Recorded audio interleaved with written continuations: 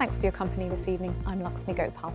The Children's Commissioner for England says too many strip searches of children are unnecessary, unsafe and underreported.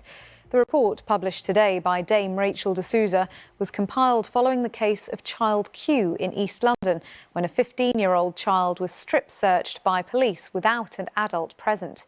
It also found that between 2018 and June 2023, London carried out the highest proportion of searches of any region, although there has been a sharp fall since the case of Child Q. Our reporter Anna O'Neill has the story.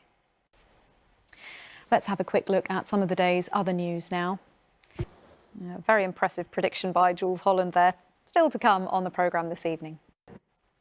Let's stick with sport now. The Euros may be a distant memory, but if you miss them, don't worry, because a World Cup is about to kick off. This one, though, is for the over-70s. The Veterans World Cup starts tomorrow in Cardiff with teams from around the world. Richard Gentle from Romford is on the England team, and we've been to meet him. They get a bit of a snack as well, so I'm sure they're not complaining. And as if she got the memo for our wild theme, Sarah, that's nearly it from me. But just before we go, I want to let you know that there's disruption at Waterloo Station this evening. Trespassers on the line earlier in the day means a long backlog for commuters, and problems are expected to last until 10 o'clock tonight. So sorry to be the bearer of bad news there. But I will be back with your late news at 10:30 this evening. From all of us here on the BBC London team, have a very good evening. Goodbye. Next this evening, a doctor who has a rare blood cancer is using her experience and her love of Bollywood and Bhangra to help others. Dr. Juhi Pahuja was diagnosed with leukemia while training as a medic. She now raises awareness of the condition by hosting free workshops, and she's been nominated for BBC London's Make a Difference Award. Here's her story.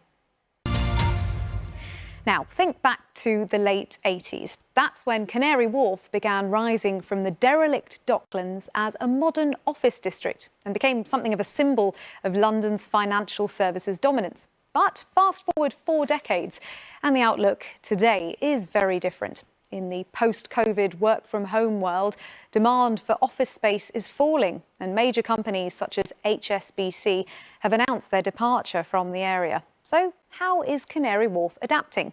Emma North has been finding out. For a week, and one Londoner hoping to add to his already impressive medal haul is Andy Lapthorne, who'll be competing in his 4th Paralympic Games in the wheelchair tennis. Our reporter Lauren Moore caught up with him at the National Tennis Centre before he heads off to Paris. 2 silver medals and a bronze.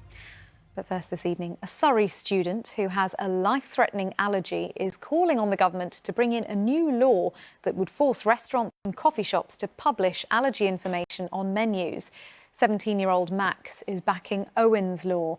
It's after the death of Owen Carey, who died from an allergic reaction on his 18th birthday. Hannah Walsh has this report. Well, I'm joined now by Kate Nichols from UK Hospitality and Professor Adam Fox, who's chair of the National Allergy Strategy Group. Welcome to you both. Adam, if we start with you, we've had, haven't we, high-profile cases in recent years, Owen Carey in that report, and of course Natasha Ednan-Laperouse, and more recently Hannah Jacobs. Has there been a rise in cases of severe and serious allergic reactions? We've heard about so many tragic. Do we know why that is? I don't think we have a really good idea. It isn't necessarily just a reflection of there being more food allergy, but I think there's now a better recognition that it can be potentially severe, so people are more likely to show up in an emergency setting.